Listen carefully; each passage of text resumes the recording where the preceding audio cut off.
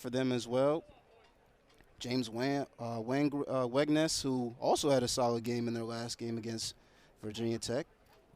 As we're getting set for conference play here, 3-5, the Tigers coming in this one.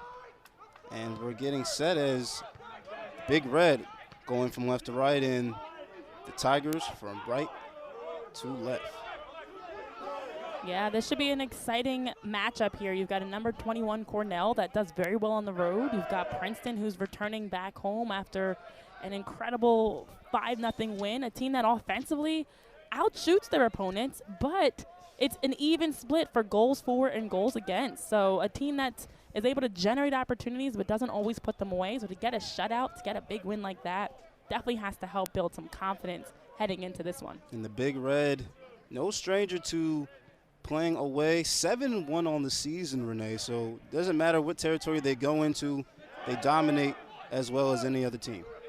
Yeah, and to be able to go on the road and do so well says a lot about this team and their identity, that no matter where they're playing, they're taking care of business. So as we start this one off and get into this Ivy League matchup, be interesting to see how both of these teams settle in after coming off of some nice non-conference wins.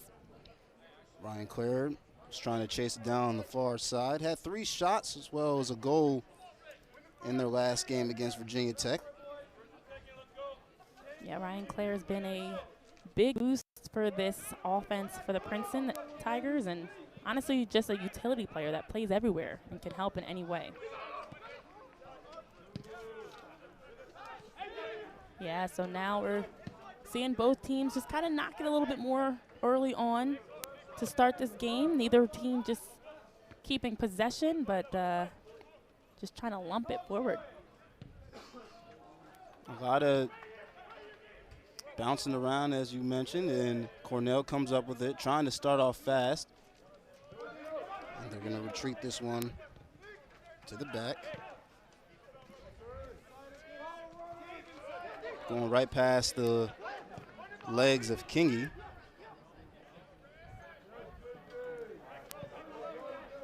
A lot of reaching attempted by Cornell, but Princeton comes up with it on the far side, trying to set something up within the 18, and this one goes outside. Will be a goal kick here for the Big Red. It's John Smith, 7th season with Cornell, overall record 50-39. Last year had a record of 11-3-2 overall. Was 4-2-1 in marked Ivy League play. He lost one of his best guys in Tyler Bagley, who had 14 goals last season. As this one started to sail out of bounds, and they'll say it's still in play. And Smith and Big Red have done a good job of being a team that's consistently been in the conversation for the Ivy League, but also nationally as well, earning some votes, earning some good rankings in their past seasons, and coming into the day, no different. This one a sliding attempt.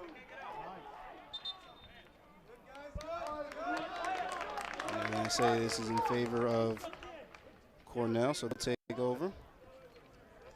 Now looking at the other side, Jim Barlow in his 26th season, alumni of Princeton University, 205 wins, 171 and 65. Last season, coached the team that went 12-6, but it was also undefeated, 7-0 in the Ivy League season in the NCAA tournament. Yeah, and with that undefeated season, Princeton has been a team to beat in conference play, coming off of a title. Kingy sets this one up, and great spin around, and shot attempt no good from the Big Red. Ball is still alive within the 18, and Princeton survives. Wow, what a great opportunity there for the Big Red. Able to work it in. William Watson forced off of his line, and fortunately for the Tigers, this remains scoreless, but that was about as good of a chance as you can get this early on in the contest. And you want to guess who was in the mix of that? Someone we highlighted at the top of this broadcast, Brandon Morales. Morales in their last game, 6 shots, 2 on goals, as well as 2 assists in Binghamton University, against Binghamton University. Didn't get a goal, Renee, but he was very aggressive. As we talked about, these two guys coming in Gillespie and Morales, very aggressive in the way they played the last game. Yeah, and a big part of this attack here, you just look at the ball played across, headed back into Laco. Laco unable to finish past Watson, and then Lanksness just doing a good job. They wanted the handball. You saw Ortega's hand fly up calling the handball. No handball, no whistle, and scoreless after that one. So as you write, Danny Loco, rather, was in the mix, and he tried to spin around as if, he had a shot, but it looks like he just misfired and lost his footing on that one. Yeah, it was a good heads-up play to try to use his body to get a better look. Definitely a very close one there, but already we've seen from that play that we just took a look at again, as well as the one that just happened, in the air, Cornell is a team that, with their services, got to make sure you're matched up with, because in those first two, you just see the way they're doing such a good job already of controlling and redirecting crosses. And for Laco, came from far away, Renee, from the UK. Mm-hmm. Bringing some international experience as we see Big Red on the attack. And that was by Morales, a little bit farther than he would like to from within the 18, but had a good look at it. We talked about how aggressive this team is going to come, and already stolen away from the Big Red once again.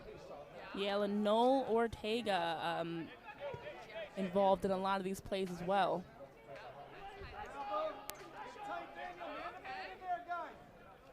This one on the far side. Bombas is defender and falling down, and referee is going to let them play, as maybe I could have said a flop there, trying to sell it away for the referee. Yeah, and the Big Red definitely wanted the call there. It's a close one, but this early on, official letting them play. No whistle.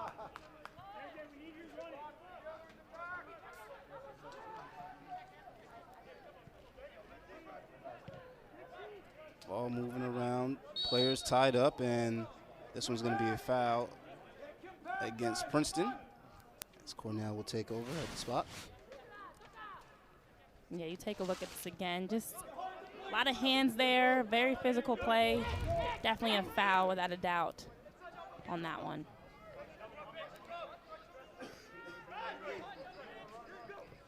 Kingy on the attack on the bottom part of your screen. Here's Morales now trying to put this one back in play. Ricochet off of multiple defenders for Princeton, and it'll be last touched by the Tigers. So already we're seeing the pressure that Cornell is bringing in these opening minutes. Putting this one back into play is Nick Allen. In his 5th year, Renee, as a lot of eligibilities were stripped, as this one's going to be too far ahead, and Princeton will take over, as a lot of their eligibility was taken away due to COVID, unfortunately. Mm-hmm. So they are registered, I guess, as you would say, a super senior.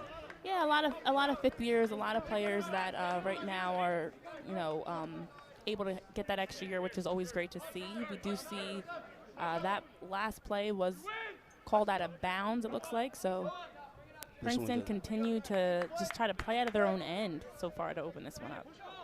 This one goes off the head of Kingy.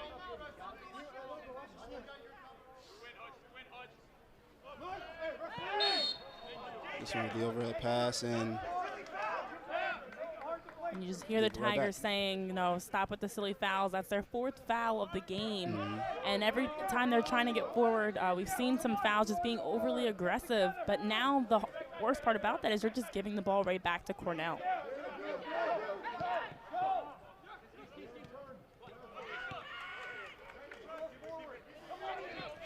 On your screen, trying to push the action ahead. Ahead for Jasinski. This one brought back out to the midfield, and Cornell doesn't have numbers, but Morales is going to push. Rather that be Ortega.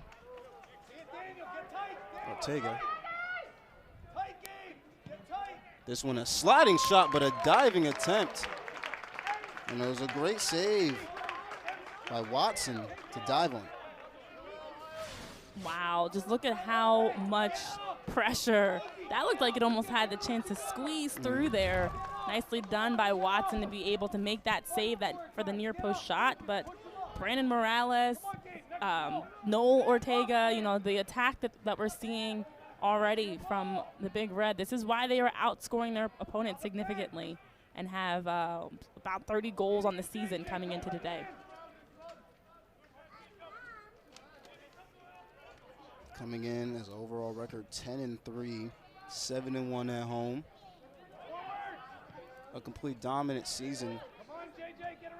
And then for the Tigers, just trying to keep above water, 5-4-2. Today would be definitely a statement win against a powerhouse team. Far side, trying to send this one in, and ricocheted off of defenders, and it'll be taken away by Ortega on the far side. Yeah, Echecheria unable to get that cross through. Cornell just defensively not giving Princeton much time or space for anything, really. They've just been doing a good job of closing down and keeping them in front of them.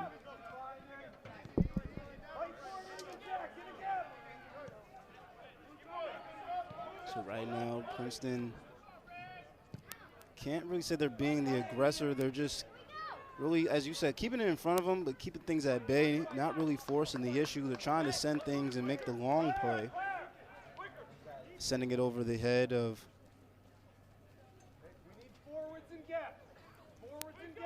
Yeah, not really much that Princeton's been able to do. I mean, Cornell already has 3 shots on goal and 4 total shots.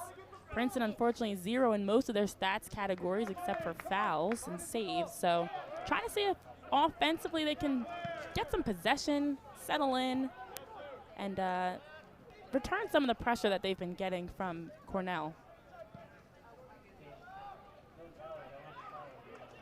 So now on the side of Princeton once again.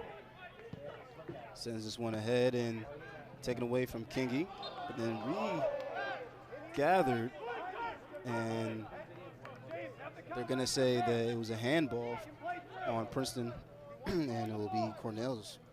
They're going to say it was a... Yeah, nicely done by Cornell, just continuing to bring the pressure and make it tough for Princeton to get anything really going here.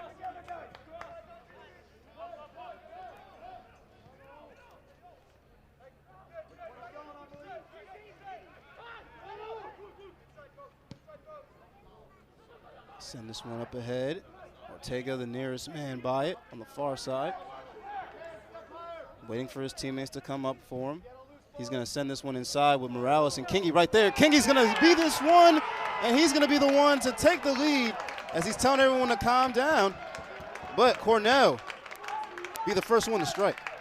Yeah, it felt like Cornell was knocking on the door this early on and able to get the goal. Again, it comes from a service by no surprise. Brandon Morales, heads up play to just make the head pass to Kingy, who was able to easily slot that one home. So just continuing to bring crosses, opportunities, and stretching the Tigers defensively leads to that goal to give Cornell the early 1-0 lead. Brandon Morales had 2 assists in his last game against Binghamton University. He gets the first one today, and it goes to Kiza Kingy. Was able to get the first goal of today's action.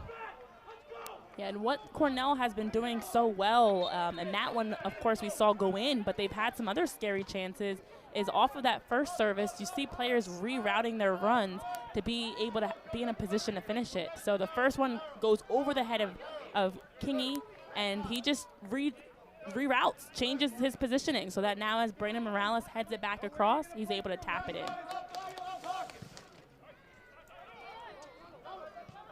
So Cornell not trying to slow down at all. They're trying to still stay in attack mode.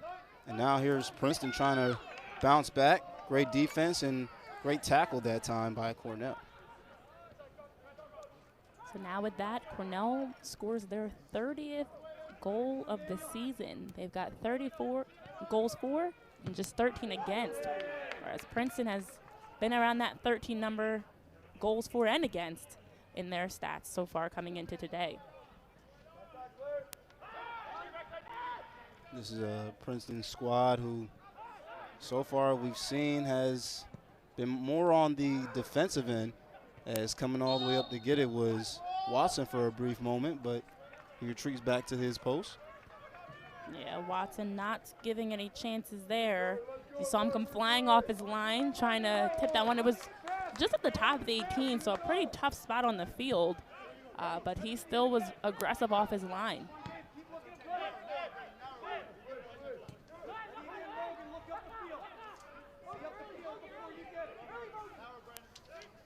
Here's Princeton trying to be the aggressor and change field positions. And as you see, just trying to work up that right side, and one defensively by Cornell before Princeton able to take it back over. So again, just squeezing them into tight spaces, not really giving Princeton the opportunity to penetrate and get forward.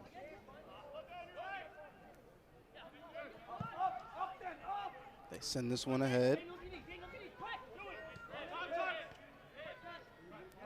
Just trying to get something doing on Cornell's side of the field. It's really been, it's been really difficult for them to get past half field. And then they're going to bring it back out to Watson to see if he can open things up. But assisted by number 10, Brandon Morales. Yeah, definitely got to see if they can raise the tempo. But for Cornell, just again, this is what they want, keeping everything in front of them. And then as Princeton looks to play those longer passes in, now they step, squeeze it, and win it. So you just see it there, forcing Itacharia out of bounds with his touch. And now Cornell is able to take it over again.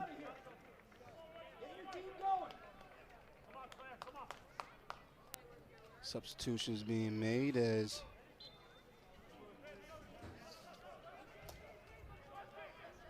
Cornell substitution. Entering for Matthew Hutchinson, number 25, that'll be Kurt Lemkuhl. Kurt Lemkuhl.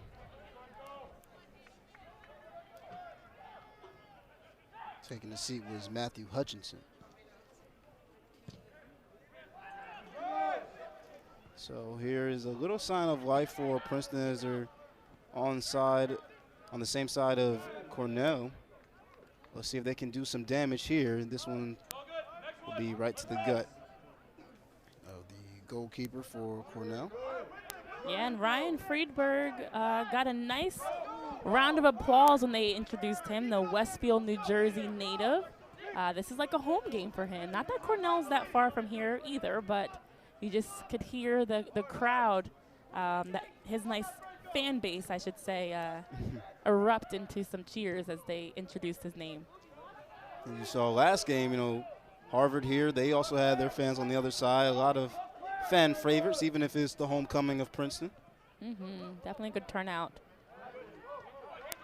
This one taken away from Bonell. Bonell at the bottom of your screen, trying to get out of a triple team, now quadruple team. Referee has to get out of the way, and they send it to the far side.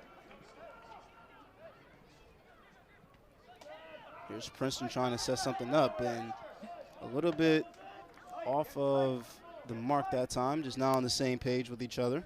Yeah, a little bit of a miscommunication there, but we've seen, as you talked about, a little more life from Princeton. Definitely started a little bit flat in this game, which is where Cornell was able to capitalize with the early goal, but Princeton now trying to settle in, see what they can get going.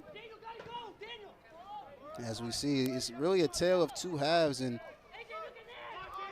we saw with the women's game, Princeton went up 1-0, and then Harvard came to strike right back. Second half, Princeton scores once again, then two straight goals from Harvard to take the victory and win that one 3-2. Yeah, so it's been an exciting day of soccer, not the result Tigers fans would have wanted in that first game, but this is why I'm sure we've got a great turnout. I mean, why wouldn't you want to come here and see a nice doubleheader at Roberts, the very new Roberts Stadium, on a beautiful fall day to get two good soccer games in. So this one at 1-0 is definitely lining up to be a close one if Princeton is able to get things going a little bit more. The energy, as we said, just has to be raved up from Princeton's side. It's almost as if they're waiting to turn it on. Yeah, and I think this is where you don't want to get caught chasing too much. You want to play smart. You want to force them into tight spaces, stepping together, staying organized, but making sure that you're not getting stretched. And that goal and the best opportunities from Cornell came just through that. They want to stretch your back line. They want to get into wide spaces, pull your center backs, pull your backs, and be able to knock it in for their goal scorers to go to work. Cornell has to come all the way back to get it. Rather that'll be Bograd. Brandon Morales, just a handful. You just see there one defender, two defenders, still with the ball at his feet and able to get a throw-in out of it.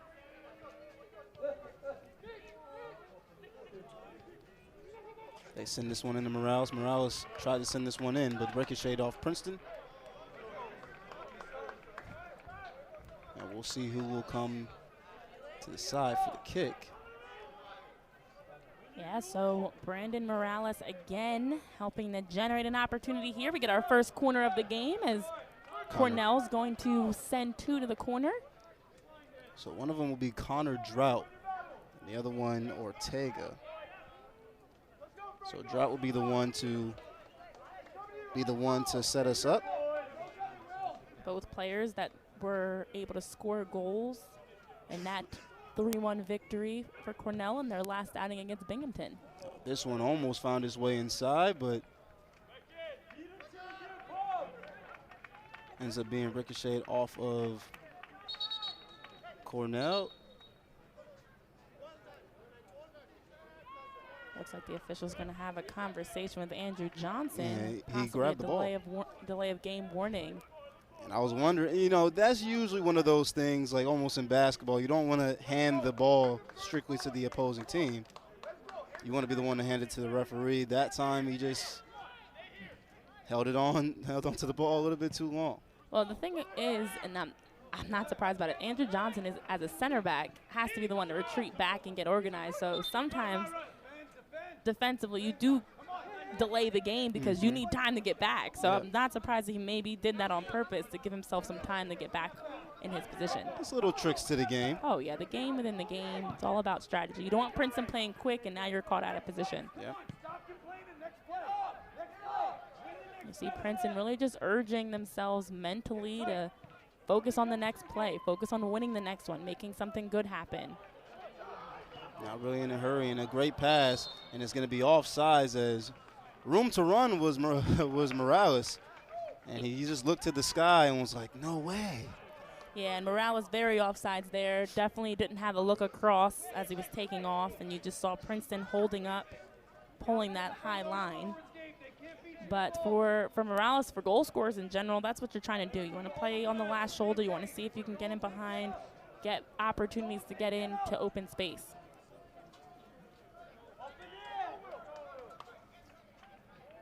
So Watson close to midfield was going to send this one to the opposite side. Ricochets in the air. Nice little bicycle kick from Cornell to get it on the opposite side, and it goes back to Watson, and Watson says clear out to everyone else. His nearest teammate is probably Bograd at the bottom of the screen, but he goes to the far near side corner as this one was ricocheted and goes out of bounds. So we might have substitutions coming up for Princeton, but we're going to wait a brief moment as this one's thrown in. Headed and now at the feet of Morales. Morales trying to spin his way out of trouble, and it has this one taken away. Great tackle by the Tigers. Ryan Clare just doing a good job defensively, working back there, able to win that 1v1 matchup. And that's a great matchup for Clare and Morales, two of the better players on the field and definitely the leaders of their teams. This one's skied. Now in Bears territory, rather Big Red territory, and this one just goes to, as you said, the local man in Freiburg. And you saw Malik Pinto getting forward. Does a good job out of the midfield for the Tigers of making those deeper runs and able to find Eddie Charia, who did a good job getting his first shot off, and at least getting his shot off in that situation. But the hometown keeper, Freiburg, able to read it and make the clean save. You said he got a standing ovation. I'm saying from the Princeton side or from the Cornell side? Well, no, not an ovation, but he had a nice loud, okay.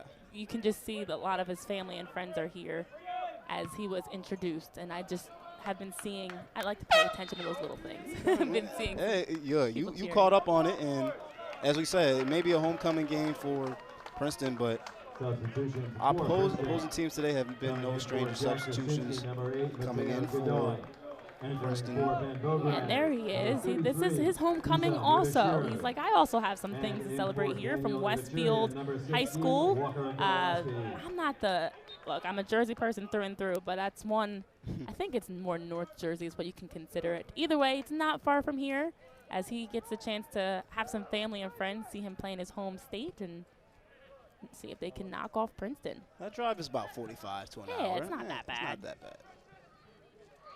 Again, Cornell's not that far from here, but either way, Yeah. being in your same state when you don't have to cross bridges and pay too many tolls. Oh, always a that's where they get the money. win. Jersey problems.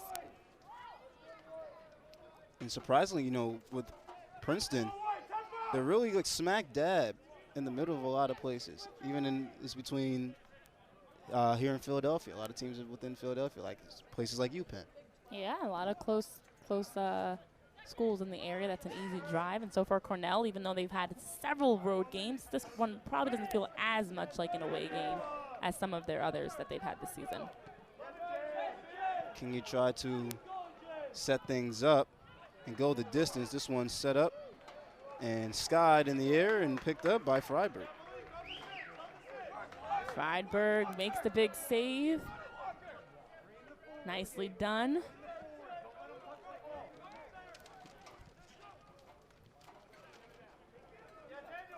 Ortega sets it back and has this one set up. Morales nearest one around it. Princeton trying to set themselves up. You definitely see the intensity changing. Princeton doing a better job, especially even with some of those substitutions that we saw moments ago. Yep. Raising the level, getting forward more. Godoy, a player that had the ball at his feet a few moments ago, also a big part of that. So some substitutions that have been making an immediate impact. One of those substitutions right now, Mateo Godoy, the nearest Tiger around it, trying to make a play on it. And this one just skied and goes back to the Princeton side. That's Lucas Jen.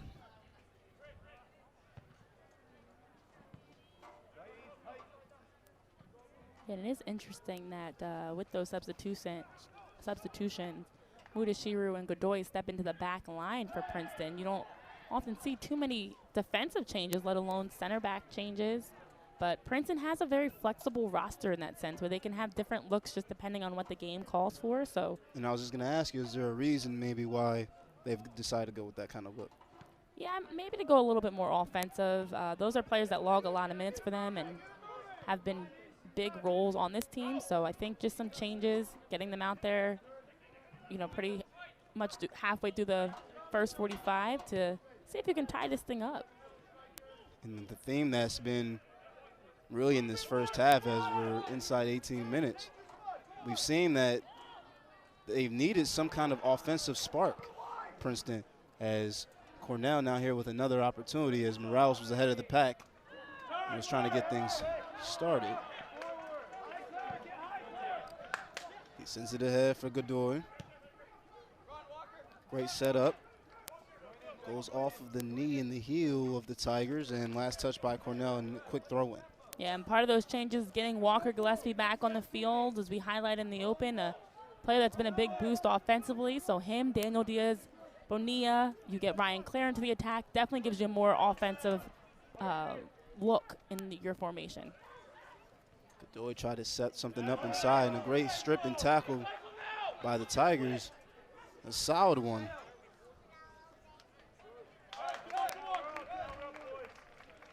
Looking for the throw now in the corner from Godoy. So now Princeton getting a deep throw in and able to take it to Cornell a little bit more after being on their heels for the first opening parts of this game. Shot taken and way too high, and if there wasn't a net there, it would have been into the alumni's picnic. Francis Okomia doing a good job getting forward out of the right back. Very offensive-minded player.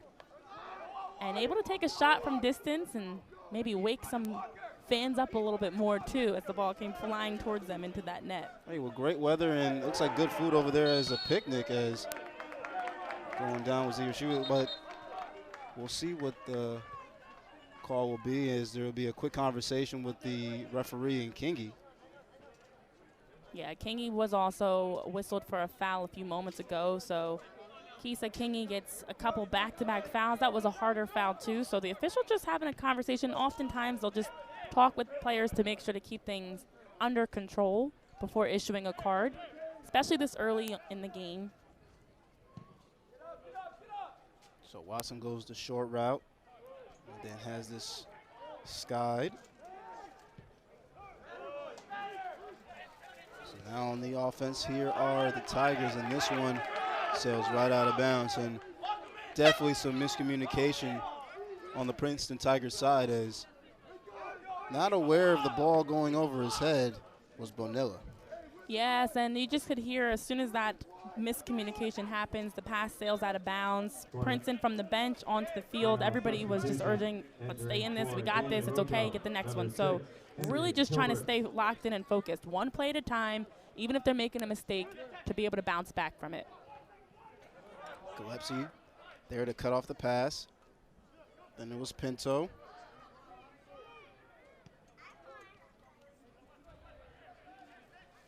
So now you see getting almost everybody forward. This is the difference. The first start of this game, very defensive-minded, sitting back with just one or two players attacking at times. Now just one or two players staying home as Princeton's trying to get more numbers up the field. Here's Harry Roberts setting up for Kingy. To Ortega. And then Sky for Gillespie coming over to do something with it and trying to keep it in bounds, but it'll be last touched by him. Throw in at midfield.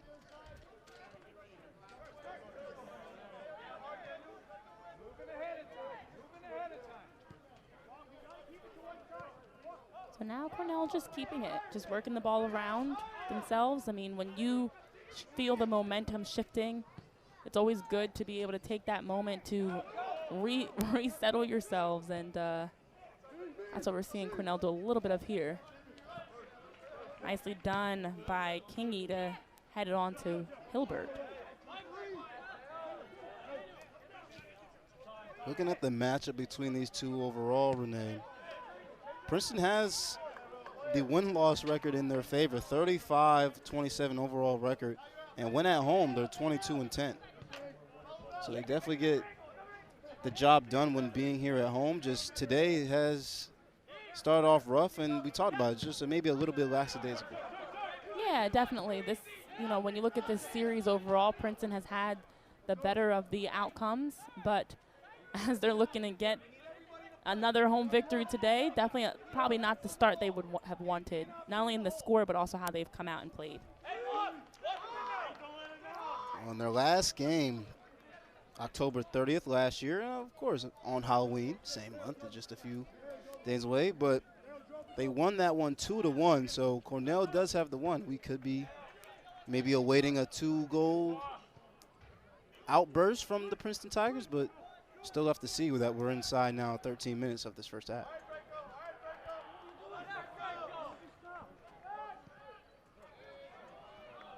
Great ball played across, and an even greater handle by Friedberg. And if you listen, you can hear the fans cheering. And look at that. He's not only on the field, he's also in the crowd. There's some fat heads of Friedberg. So, like, we talk about that homecoming of him, and I didn't even see those fat heads. So nicely done by our crew to be able to spot it. It's actually in our blind spot.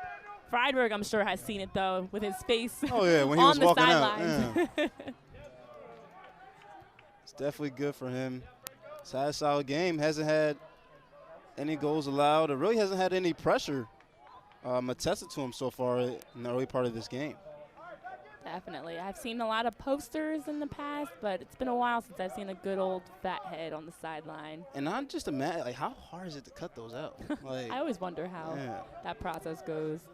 Please nobody ever make a fat head of me. You have to go to, like, the big printer at Staples, or I was thinking Home Depot. I don't know why, because I feel like that's like construction paper almost. But Well, that being said, Cornell does get a set piece. Fouls continue to pour in for Princeton there. They've got 5 or 6 fouls to start off this half, and Princeton now forced to defend another set. This one sent inside, ricochets, and goes into the belly of Watson. Watson, unlike Friedberg, has had to do much more so far to start this game, but has been doing a good job in his saves of just being very aggressive off his line. And 3 saves so far to start off this game. Joy sends this one a little bit too far for Gillespie. And then they get it right back.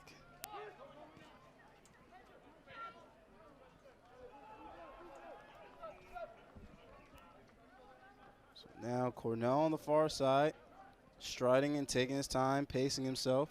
Tries to send this up for Morales. This one last touch by Wangness for the Tigers, and substitutions will be made for the Tigers as well as the Cornell Big Red. First for the Tigers, entering for Gabriel Duchovny, number 6, Harry Roberts. So sitting down will be Cornell Gabriel substitution. Donchovny. Coming in for Kurt Lemkool, Donchovny, pardon me. number 28, Cody Torgovnik. Also entering for Tisa Quingy. Continue number 7, play as Evan Gerard. Princeton almost had an opportunity, Gillespie rather, to steal that one away. This one skied in the air. A little bit outside the 18. Pinto now the nearest Tiger around it.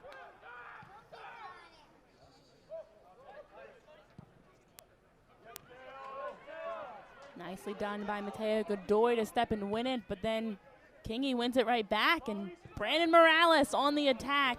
He's had some good looks, hasn't had the shots I'm sure he's wanted, as we see that one just roll right into Watson, but so active, draws a lot of attention, makes great runs, and does a good job of creating his space to get his shots off. He has been in the mix, just probably hasn't been as deep as he would want to within that 18. And we're going to see a quick grimace of pain by Pinto on the ground as yeah, you see Malik Pinto stepping in to win that tackle, gets his caught up on his ankle there, sharp pain. grabs it immediately as Torgovnik got him pretty good. But good to see for the Tigers that he's back up, walking around, was able to stay out on the field. So that possession will change as Cornell takes it. Substitutions. Number 7, Griffin Gerard in for Getting some number fresh 2, legs in for both teams. This game has the potential, especially as we look forward towards the second half, to be a very tight back and forth game with it only being 1-0 right now. So we're going to see Kingy subbed off, the lone goal scorer, and also Ryan Clare gets a breather.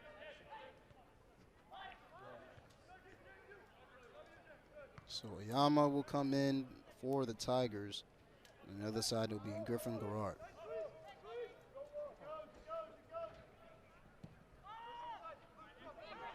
Freibergs puts this one at midfield. And they're going to say a foul against the guy that just came in, Gerard.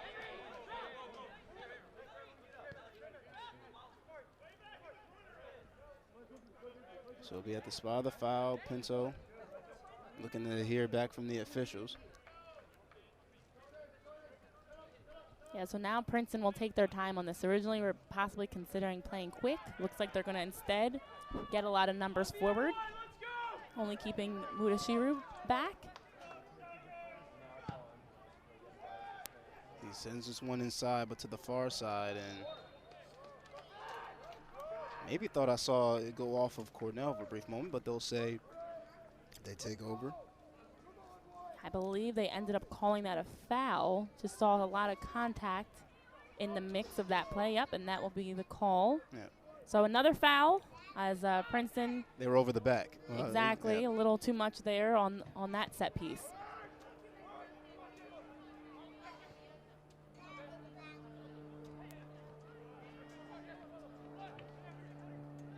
Just see how it's so tightly played on both sides, especially in the central parts of the field as they're trying to play out of pressure, build up the field, just always having a defender in their back pocket.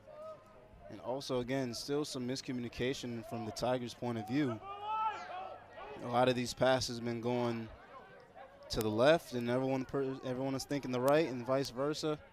Yeah, definitely seen some miscues. Right ideas, just maybe a little off the mark.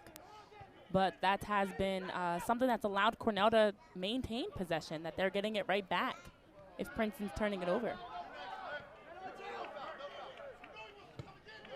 So Godoy sends this one in a good sky kick to the opposite side of the field. And almost taken away and stealing it. It was a great tackle by Mateo, and they're going to let them play on. He gives it to Gillespie, the give and go. Gillespie's still there. Probably want to space out here, and then they give it right back. Yeah, and Mateo Godoy is an outside back, very offensive-minded, and also a player that definitely looks to get forward. So just saw the give and go there, unable to get anything out of it. But right now it's just a matter of who's playing better under pressure and able to play out of those tight spaces. And so far it's been Cornell, able to break lines, able to get forward. Princeton's done it, but just not consistently enough.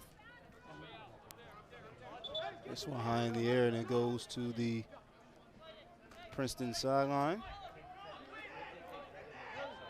Godoy sends this one into Gillespie. Gillespie is able to slow it down with his ankle. He was trying to force the issue, and Freiberg will send this one away to midfield.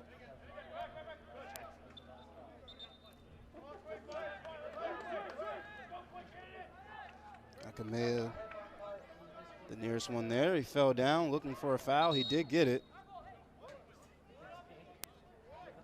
Not quite sure what that call is. Yeah, I was going to say. Princeton has the free kick. The official, I don't know if I've seen that really ever.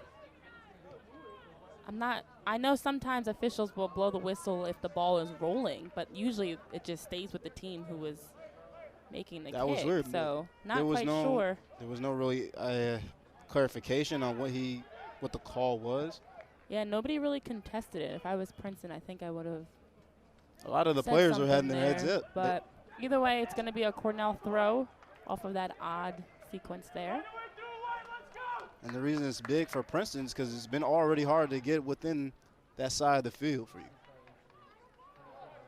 Yeah, it seems, I know one of the things that I keep hearing from Princeton on the field and on their sideline is to stop focusing on, what they can't control, not complaining, just focusing on the next play. So you see it there, even a call that doesn't really make sense. But instead of complaining about it, just working back on defense and winning it back. And they do just that. They get the ball now with a quick throw in.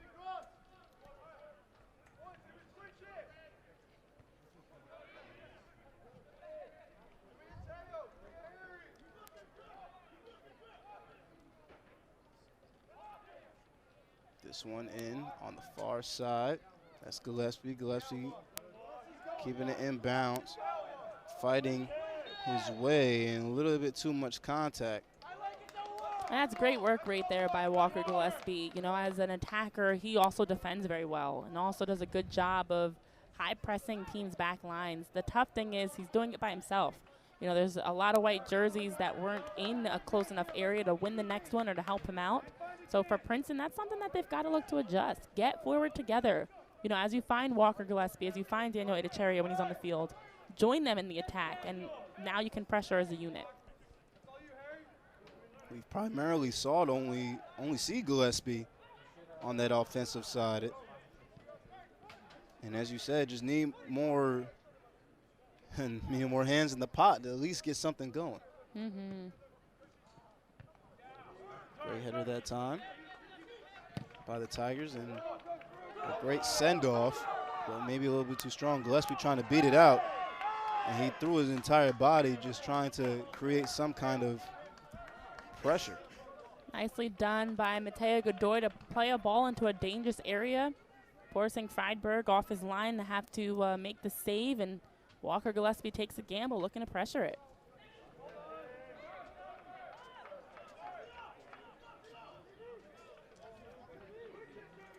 1 minute remaining in the half. So now with 1 minute left, as we are going to go into this second half, I wonder what as he climbed upstairs. The hard part on that is his hands are out, and you can't. It looks like you're pushing off of the player to jump and win the ball. So when he actually out jumps him here. As we take another look at this, definitely out jumps him. As Issa Mudashiru was pleading, it should not have been a call. But once your hands are out and you make contact, that's a foul. So got to have them out to your side, away from the player, and just cleanly try to win that header. But the tough thing is we're in the final seconds. I don't know if Cornell's going to have an opportunity to get this one off since the clock is still ticking. 10, 9, 8, 7, 6, 5, 4, 3, 2, 1. This one goes outside. Now we'll do it as Cornell has a 1-0 commanding lead here at Princeton University at Roberts Stadium. And so far for the Princeton Tigers, they've come out slow and they haven't been able to do anything going on. Last year, winning the Ivy League in 2021, this one has been a, pretty up and down season. Yeah, and Penn coming into this week undefeated in Ivy play, just doing a fantastic job. We saw them knock off Cornell prior to Cornell's win against Binghamton. So the Ivy League has shaken up a little bit on men's soccer, as it's been Princeton in the past, but now Penn in the mix with Cornell, still trying to see if they can chase that #1 spot. So more soccer to be played, and it starts here with this next 44 minutes of action. So teams switch sides.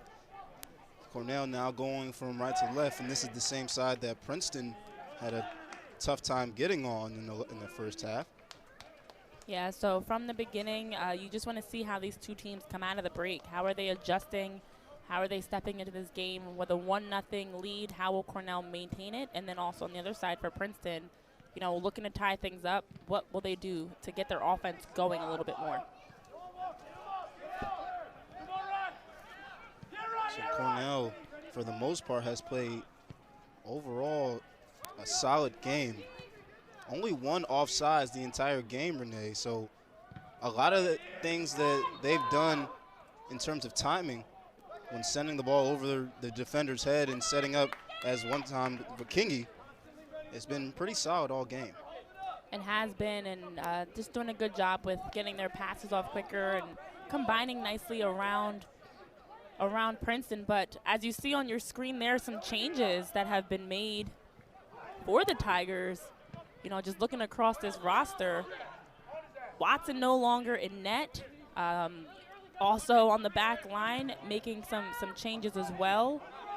So looking at Hadaway in nets to finish this one up. But also we see center backs have changed. Outside back has changed with bringing in number 34, Giuliano Whitchurch. So the Tigers continue making some adjustments as we get into the second half.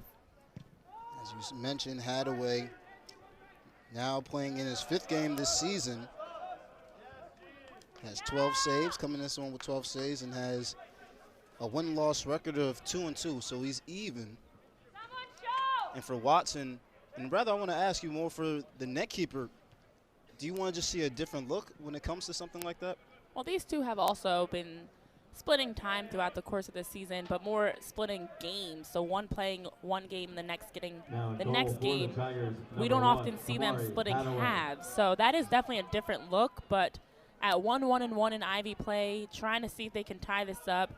I'm not Jim Barlow and the coaching staff, but I imagine they're making some of these changes that they think will make most sense to tie this game up. And Hadaway, as well as the other changes, must be the decision. This one's going to be a little bit too far for the nearest man to it. For Loco. There's Kamari Hadaway on your screen as we were highlighting who's now stepped in. We saw him warming up at halftime. Him and Watson have been doing a good job this season in net for the Tigers. And it's been a tough goalkeeper battle between them, so he'll get the minutes for this second half action.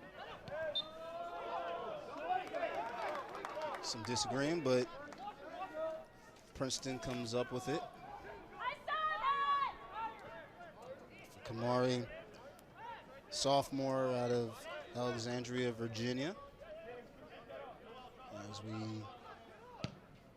now get set for the Tigers to go on the offensive. Gillespie has been really the only aggressor, Renee, when we talked about the Princeton Tigers trying to find a way within the 18 to create some pressure on the guy Freiberg, who for the most part has been chilling back there. Yeah, definitely looking to see if they can get something going offensively.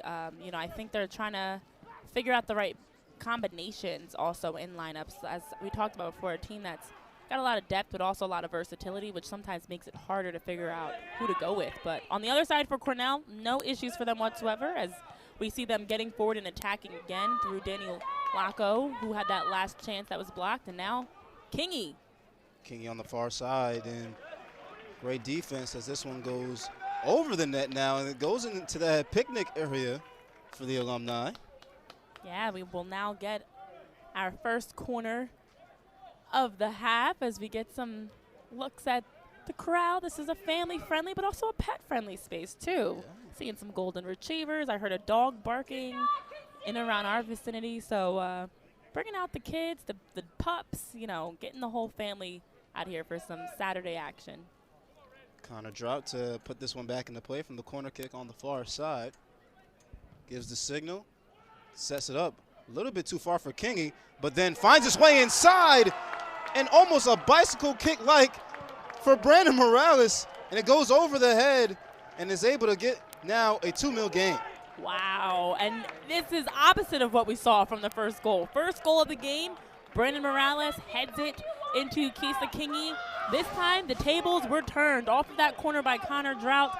Kingy, who's been doing a phenomenal job in the air for the Big Red, able to head it back, get it back across, and it's now Morales that gets the tap to score this one. So they each have a goal and an assist in today's game, and again, crossing and finishing. 7th goal of the season for Morales. Someone we talked about at the top of this broadcast who the Tigers needed to stop. And we talked about what kind of game he had in their last game against Binghamton University. We said that he was very aggressive. We never said he was able to get the job done. This time he gets the job done in a big way. Yeah, and Brandon Morales, who we highlighted as an impact player, a player that Princeton had to keep an eye out on, that is exactly why. Gets an assist, gets the goal, and now Cornell sitting in the 2-0 lead. So you just look at that play. Cornell does a fantastic job in the air, and that goal as well as the first goal, both coming off of services into the box that they've been able to capitalize on. This one sent inside a little bit too far for any near Princeton Tiger, as Ryan Clare tried to chase that one down, but he just watched it sail over his head. And look, he has to be on the scouting report. He had 6 shots in the last game, 2 on goal. And I believe that was his only second time really being within the 18, Renee. When we were looking at the first half, he had a breakaway one that was called back for the offsides. Everything else has, been, for the most part, jumbled and a lot of other Cornell players in between. But he actually got the one shot that I guess that was made right for him. Yeah, and sometimes we get things right as broadcasters as we highlight players and key things to keep an eye on. Walker Gillespie and Brandon Morales, who we highlighted, have both been impact players for their respective teams, just in different ways. On the other side, here are the Tigers trying to set something up, and even within the 18, not able to do it. And Gillespie, who I thought had maybe a fair shot, decided to pass that one away. Nice sliding tackle by the Tigers. Yes, and now Princeton looking to see if they can get one. This game is far from over with a 2-0 deficit. 1 goal changes things drastically as Freiberg makes the save, able to catch Danny Anacharia's cross, and the hometown player able to make the save. It's probably the most he's had to move all day as he jumps in front of this one and soars. Everything else has been right into his chest or right in the gut. Yeah, and we have seen a change, though, by Princeton since that second goal happened, just raising the level a little bit more. I mean, the hard part is you give up an early goal in the first half, you give up an early goal in the second half, and just caught flat defensively. And now you're looking at a 2-0 deficit. Some miscommunications once again from Princeton. As Udashiru was looking for Claire, and it sails out of bounds.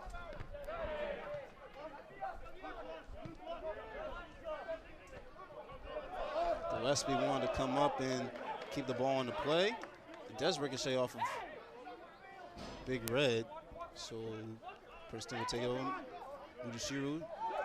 As a hold, yes, as a hold is going to be assessed on Connor Drell, and I thought so. You know, he had him wrapped around the hips for a brief moment. Yeah, and this is now a set piece in a very good area for Princeton, just out wide, about even with the top of the box. So a good spot, and with their two set piece specialists in Malik Pinto and Mateo Godoy on the ball, Princeton will get numbers in the box and see if they can knock one home here. This one sent inside, headbutted, and a little too strong, and it goes the opposite direction of where he wanted it to go. Ryan Clare. Good look by Mateo Godoy, drops it in, left-footed, in-swinger. Ryan Clare unable to head it back towards goal. First to it, though, and gets a good look. So, I mean, offensively, you've been seeing a lot of good set pieces on Cornell's side, and now Princeton gets a chance on their end as well. Just not able to really corral it towards net. So Danny Loco will take a seat for the Big Red.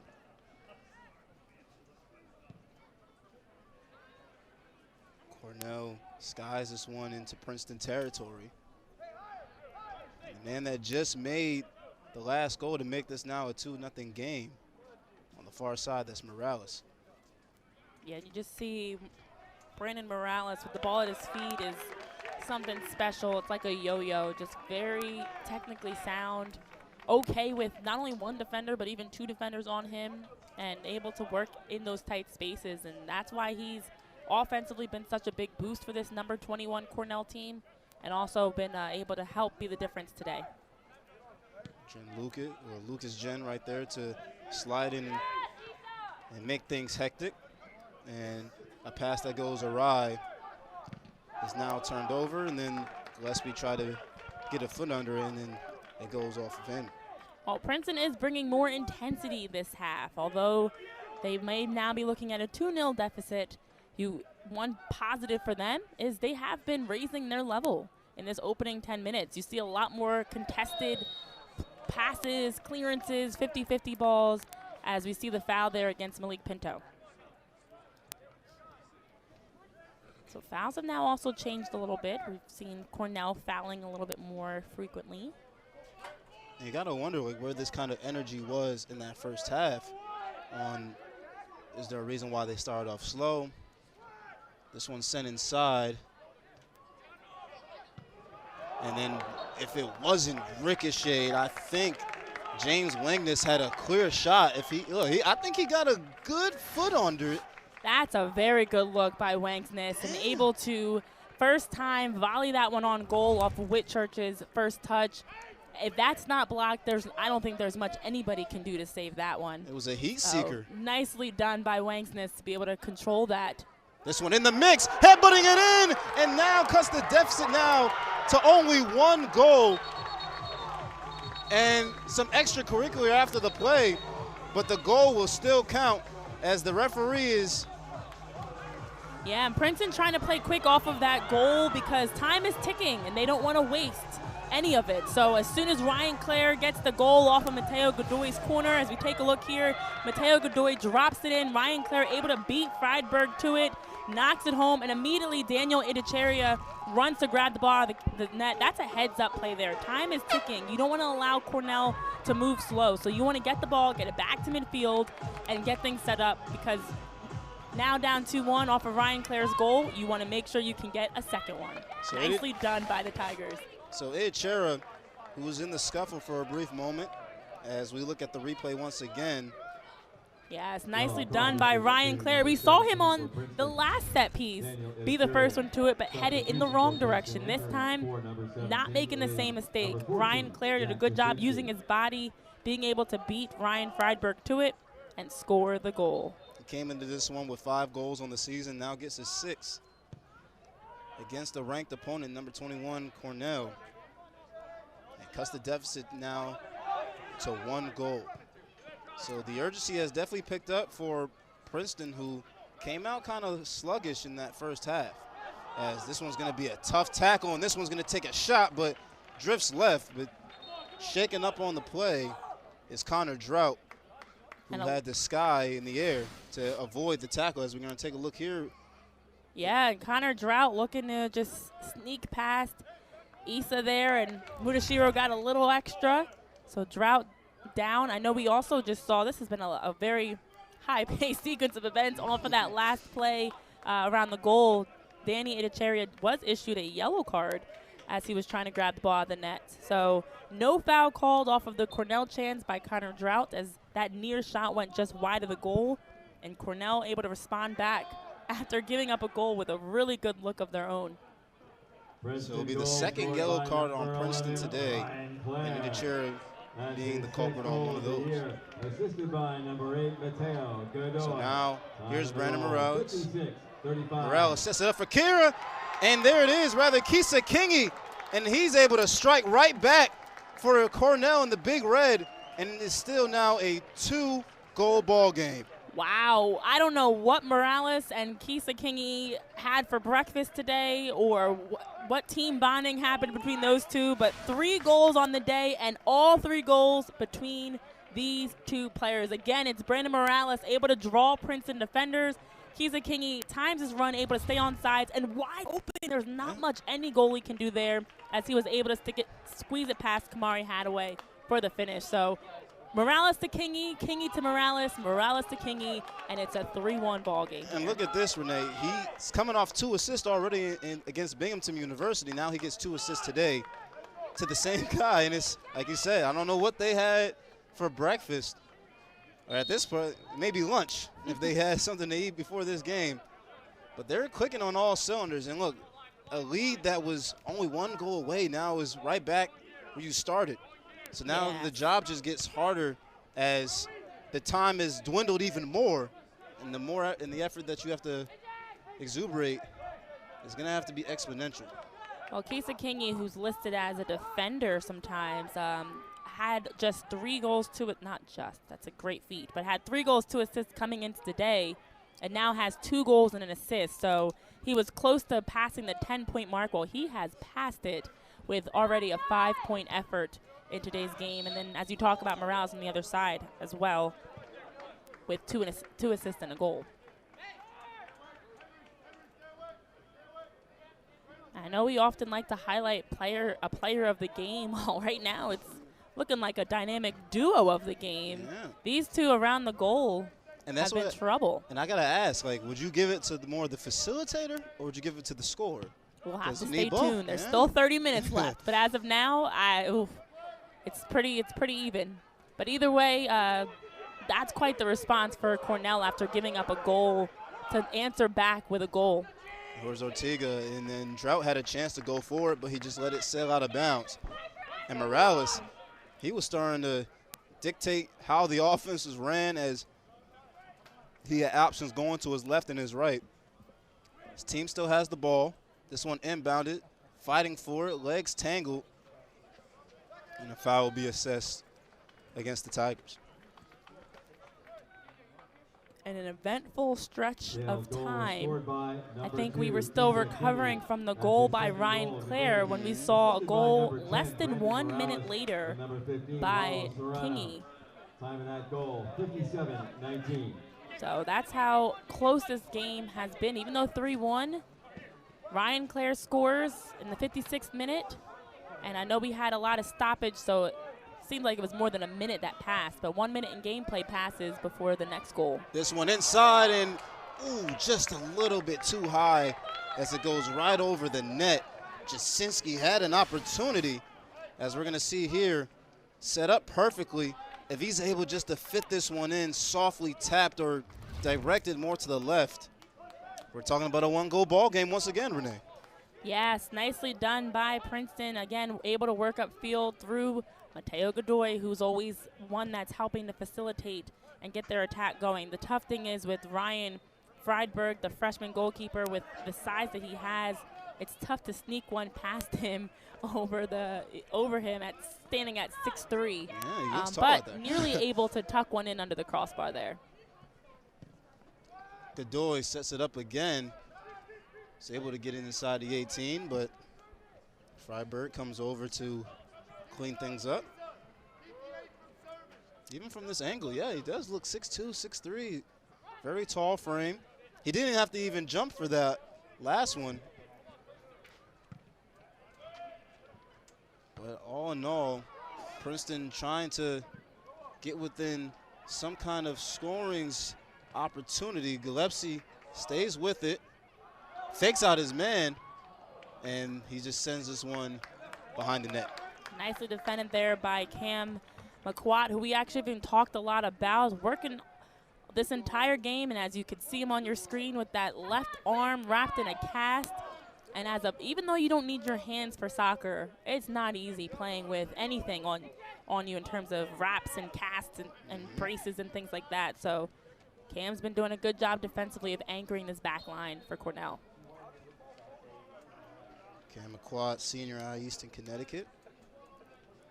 Trying to find any air within those little holes within the cast. I know I've only had a cast on once in my entire life, and I know it's very difficult just to move around with it, let alone play soccer. That's a good point. I've actually never had a cast, knock on wood. Probably just jinx myself. No, don't. No.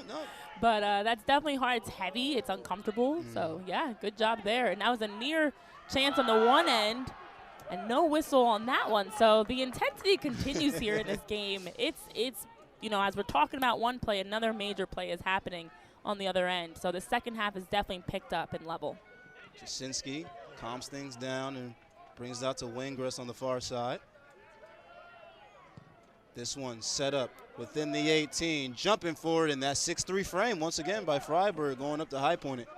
Yes, and now Princeton trying to play a little bit more direct with dropping balls into the 18, seeing if they can get some services, but Freiberg continues to be active off his line and able to outstretch with the yellow arms to make the save.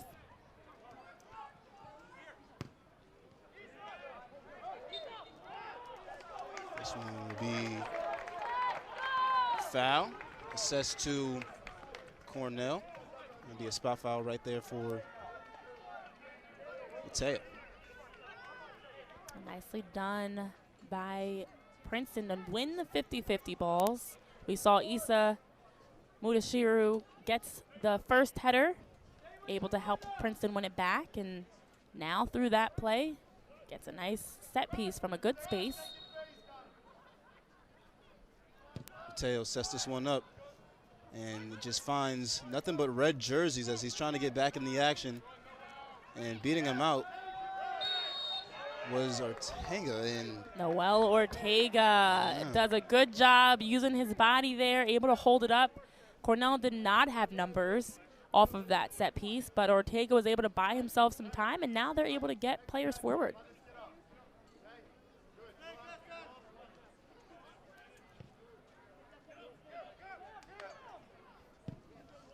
McQuat sends this one ahead.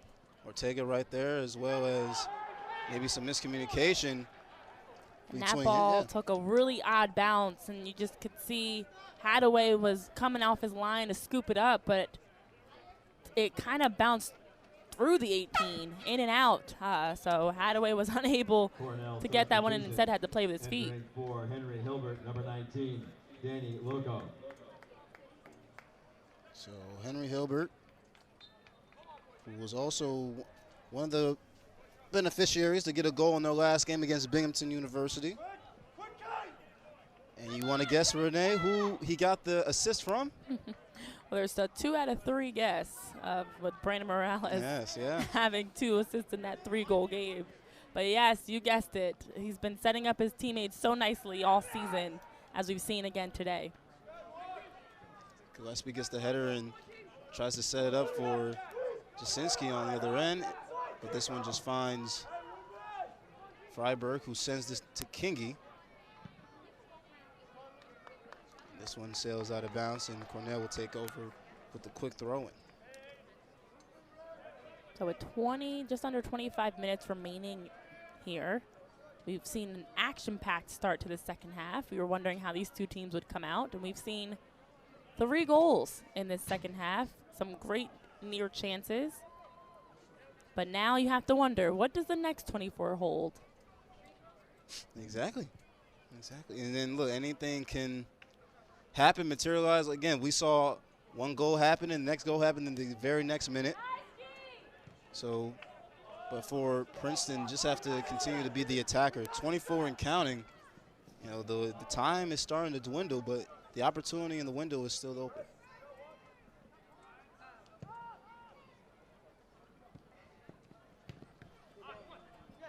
This one at the bottom of your screen is Claire is there, and some miscommunication as Pinto wanted to go for it, and Wegnes tripped up and has this one taken away. And then now coming up to get it right at the top of the 18 was Hadaway. Nicely done by Kamari Hadaway to be off his line there, because Loco was ready, streaking towards net as they made the slip pass to try to find him. But, you know, offensively, this game has definitely evened out in the second half. Score aside, of course, Princeton had just 3 shots the entire first half and already has 4 shots in the first 20 minutes of play here, and has held Cornell to just 2 shots. But unfortunately, if anybody's paying attention, those 2 shots also went in the goal. So just doing a really good job for Princeton to make improvements, but Cornell continues to put the ball away when it matters. Well, Princeton is facing a top 5 scorer within the Ivy League currently coming into this game, and obviously the rankings may change after. Brandon Morales was 5th in the Ivy League, Renee, with 6 goals on the season, and obviously that will start to elevate after today's game, as this one's sent inside and not able to ricochet, and diving on the ball was Freiberg. Nicely done, and we've been seeing Princeton doing a good job in their set pieces to be able to win it. You see this ball dropped in nicely. It actually looks like it not only got a little bit of Daniel Diaz-Bonilla, but maybe even got a little bit of Andrew Johnson from Cornell. So either way, a good header on goal that Freiberg was able to save. Freiberg sends this one straight out of bounds. Entering for Malik Pinto. Pinto sitting down. Jasinski still in. Looks like he was on his way out. Yeah, so some more changes here. Looks like now, I believe Lucas Jen is stepping off. I don't know if he's bleeding.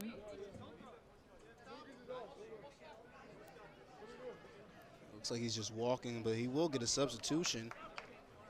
That's Ben Bograd. So Bograd will come in. This one, Skies, goes to midfield. It is interesting that Princeton has had so many different center back matchups. We've seen Whitchurch in there. We've seen Bograd, Lucas Jen, as Ben Bograd, who just stepped onto the field, accidentally knocks that one out of bounds. But we've seen 4 or 5 different players in center back today for the Tigers, which you do not see often within a game, within a season, let alone a game sometimes. And we talked, and I asked you earlier, May, is there a different look that you want to see from that? Or sometimes you say it goes based off the situation and the look that you're given. Yeah, in that situation, I'm not sure if Lucas Jen has something going on, but he's being tended to on the sideline. So it seems like there may be an injury there or something. But either way, another center back steps in the mix, and now Cornell gets their 2nd straight corner kick. So Budashiru was able to play great defense that time and send it out of bounds. And hits off his back, so we'll get another corner kick. This one set inside for play, a little too far for Kingy, and that's exactly how the last goal that they scored, Renee, happened. It was too far for Kingy, then he's able to headbutt it in, and then finishing the job was Morales. Yeah, and that's something that Cornell's been doing a good job of, just having the the weak side player that's doing a good job staying out wider so that if the first service does go over everybody's head, they're able to head it back across and keep it in a dangerous area. So Cornell's been doing a good job of that. It led to their goal, 2 of their 3 goals, but also some of their better chances. Ortega hits the ground, and he grabs it. I think he assumed the whistle was already blown. He's like, I got fouled. Noel Ortega with probably the easiest handball to call to date. Definitely thought that a whistle was blown, and there was none. So handball against Ortega. Putting the moves on and sending this one in for Claire. And this one just sent away. Juliana Whitchurch able to win it back and work with Ben Bograd nicely. As Princeton now working up that left flank. On the left side, trying to send this one in, but hits off the defender. We'll get a corner kick. And Danny Anicheria's role on this team has continued to grow as the season's gone. He's, as just a freshman, brings a lot to their attack. We've seen him very heads up with that goal, with different plays, and gets a good look there in order to help them get this corner kick. This one sent inside, tipped around, going up, and Steers is not able to get this one in. Play is still going. Players stopped for some reason. As we'll get a replay for a brief moment, it looked from this vantage point that the ball was able to cross. Yeah, so there's a couple things that happened there, but the hardest part is no whistle was blown. No. So players stopped to argue exactly the no call as the ball was still live. It wasn't out of bounds. It was still bouncing around the box. So got to take a look at that play again. Jasinski serves it across the box. You see the ball comes back across. Good job by Roberts. And they're trying to say that was a goal. Oh. But the whole ball has to cross the line, and it's hard to see whether or not that happened with just how many players are in the scrum there. But Princeton felt like that ball crossed the line, and if this is 3-2 right now with 18 minutes left, that would change things tremendously. And from, as you said, from the scrumble inside, it looked like the ball somehow just got tipped out, maybe even by hand, I dare say, but it's very hard to see with bodies in the mix. Yeah, and that's where, you know, the officials have the better vantage points sometimes, but the hard part is, you know, that's a play that you kind of are kicking yourself. Shoulda, coulda, woulda. Yeah. And nicely done by Cornell to defend that, because that first initial one was going into the goal either way before Cornell was able to clear it off of the goal line. And that's why coaches always say play through the whistle. Play until you hear the whistle, because if Princeton didn't stop playing or everybody just didn't stop playing, they could have had a goal opportunity out of it. So a lesson learned as Hadaway sends this one in the sky.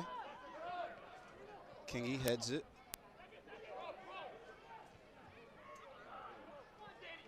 So we've talked about this half, much different than the first.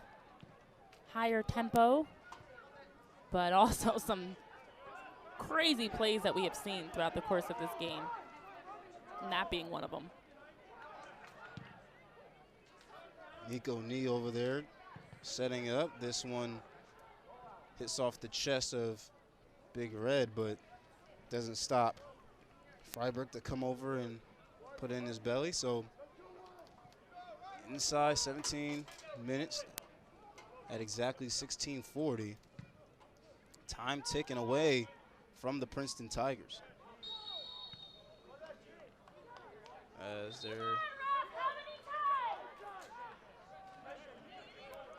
the Bears have been fouling a lot more in this second half. As we talked about just being overly aggressive, it's switched in the second half. We've seen a lot more from Cornell. talking about Cass, we can see for the briefest moment, get license plate on him in just a few moments, but he also had a cast around his fingers.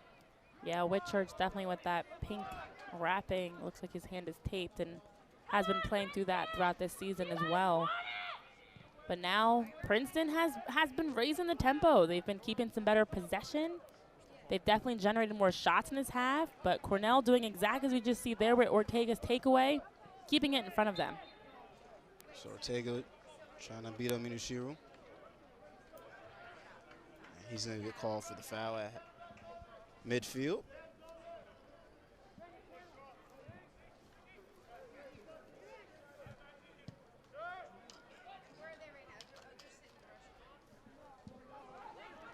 So Cornell on the attack now. As this one, they're going to say last touch by the Princeton Tigers. Connor dropped it, head this one, rather throw this one in. And maybe for the last time we see tonight, that was Danny Loco. So Loco will take a seat more likely for the remainder of this game. And here is Brandon Morales, who got tripped up and is banging the ground. May have banged knees. As the Princeton faithful saying stop the clock as maybe about 5 seconds tipped off. Yeah, you see Brandon Morales working here to split two defenders, the ball getting caught between his legs, and he's grabbing at his knee on that injury. And now officials have officially stopped the clock. The clock does not technically stop until they deem it to be, it makes sense. So if Ortega was able to get up and they were able to resume playing, they would not have stopped the clock, but they have done so. So I know Princeton was urging to stop the clock because, as we talk about, every second being so important, that matters. But Morales heading over to the sideline with a little bit of a limp. Definitely you can see the pain as he's walking off the field, and now play will resume. So Morales is able to run back out there and trot his way. As you see, he comes into your frame of view. Oh, a little miscommunication there because the official doesn't realize Morales was actually instructed to go back in. He was given the okay as he trotted his way out. Referee says no. So now the officials will talk things over. But honestly, you've seen this many times when the sideline official lets him go back in, he's able to step back on the field. So there really should not be, the yellow card will stay as the official gives Morales a yellow on that one. That's an odd, so we've seen some odd calls happening here today. So he got the yellow even though he was given the okay to come in, but he just didn't know that he came back in? Yeah, and the official is going to keep that yellow card there. I mean, technically, once a yellow card is issued, you can't reverse it, I believe is the rule. But either way, the yellow card shouldn't have been issued in the first place. Yeah.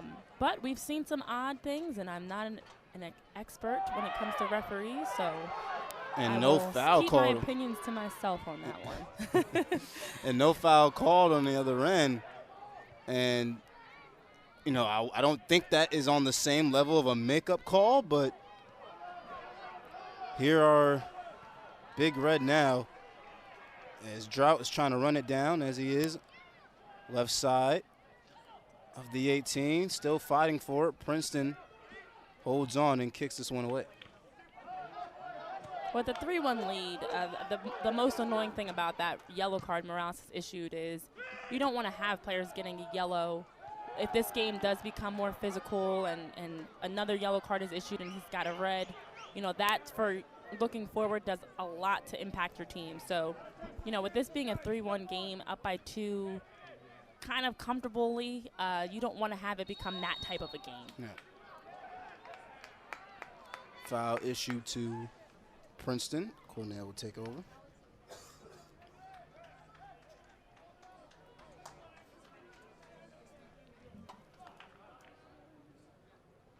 And Princeton has definitely been bringing a lot of energy this half, but you wonder when or if Cornell is able to take that away and close this out, or if we're in for a very intense next 12 minutes. This one's skied. Kingy one of the ones to head it.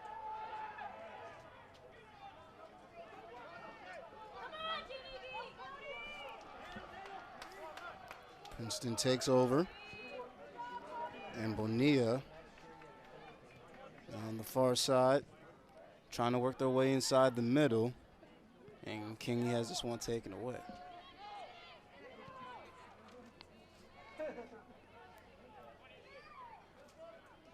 And 8 days more of this same time last year, Renee, we talked about how this team, the Princeton Tigers, won here at home 2-1 against this team. Now it's a 3-1 ball game, and it's almost as of a revenge game. But here we are inside the 18 trying to set it up, but a great defensive play by Cornell. Oh, and that's a great ball across the box. Just nobody finished their run there. Wow. I think after the first chance, they were caught a little flat. Eddie Chariot gets forward, gets the ball in, and Cornell reads it. But then on the second one, you see Roberts knocks it across, and everybody kind of caught looking at it. That was a great ball in, too. If any player in white had finished their run, this is a 3-2 ball game.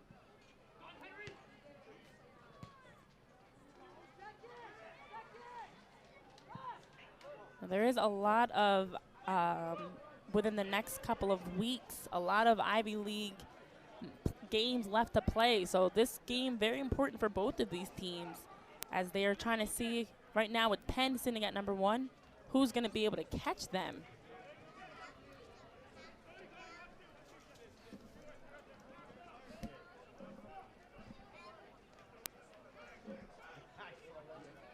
And now Drought with it in the corner, just taking his time.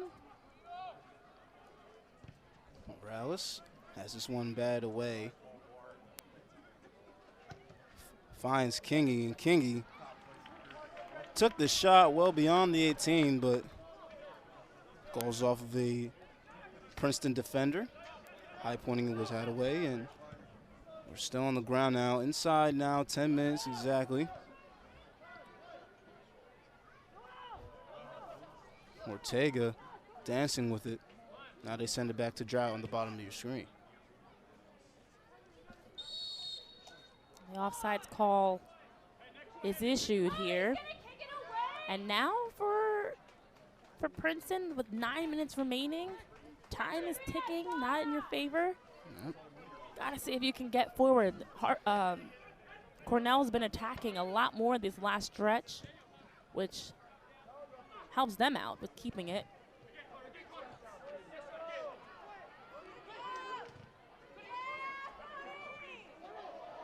Nicely done by Brandon Morales to be able to open up his touch and have nothing but green in front of him. Still working.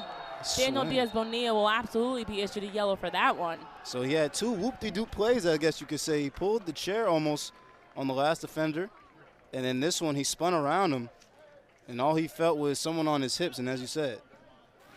Yeah, whoop-de-doop for sure. You just take a look there. After getting out of traffic, they're dancing a little bit there, but I don't know if Brandon Morales was ready for that one, as Daniel Diaz-Bonilla just grabs on to stop the transition. That's a heads-up play, though. I mean, you don't want to have Cornell transition and get numbers forward. Exactly, to one of their best players. And if you ever get crossed over, you never want to just let the person finish the play. You got to foul them any chance you can. As a competitor, I probably would have done something very similar. They send this one inside and not on the same page with Morales. This one, Scott into midfield. Which Church, far side. In the middle of the defense.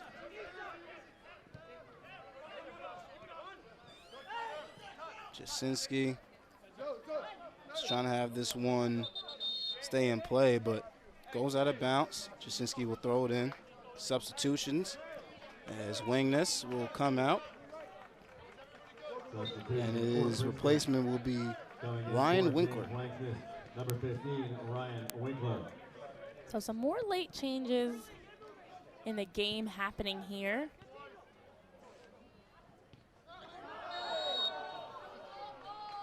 As trying to make the tackle. So Cornell was Serrano. knee gets brought down there. Also trying to do a nice little Maradona turn there to see if he can play out of traffic, and knee brought down with for the foul. So fouls continue to pour in on both sides here.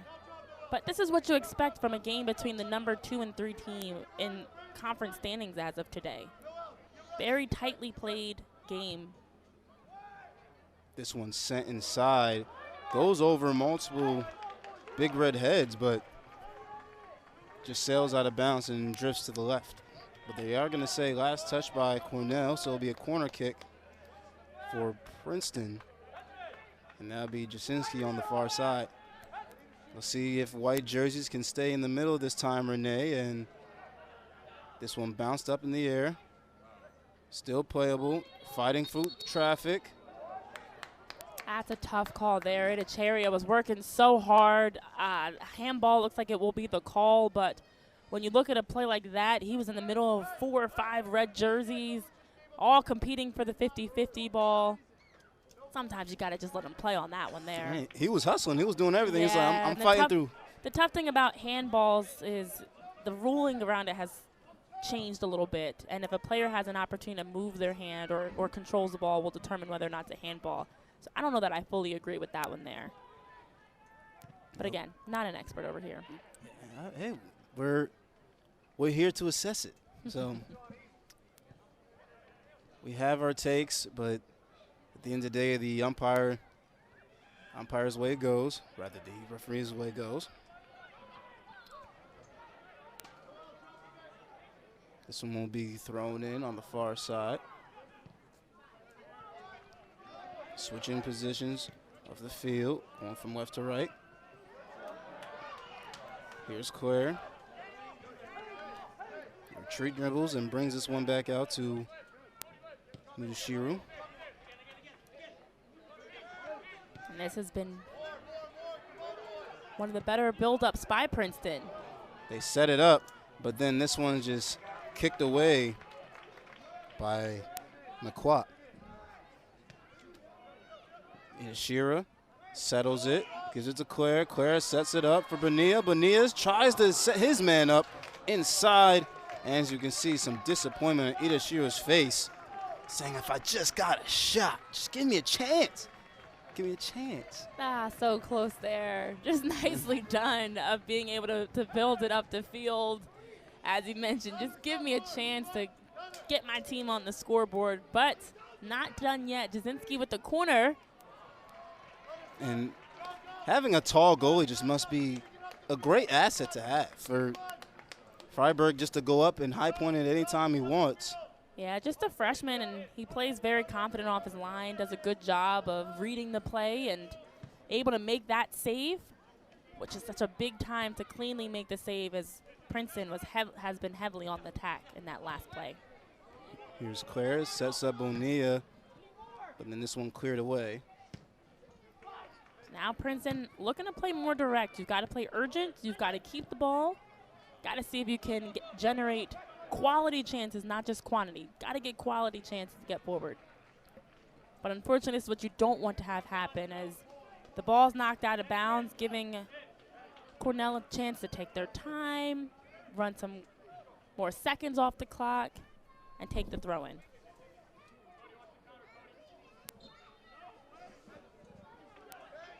So Isa Mudashiru defends it well, able to get the foul.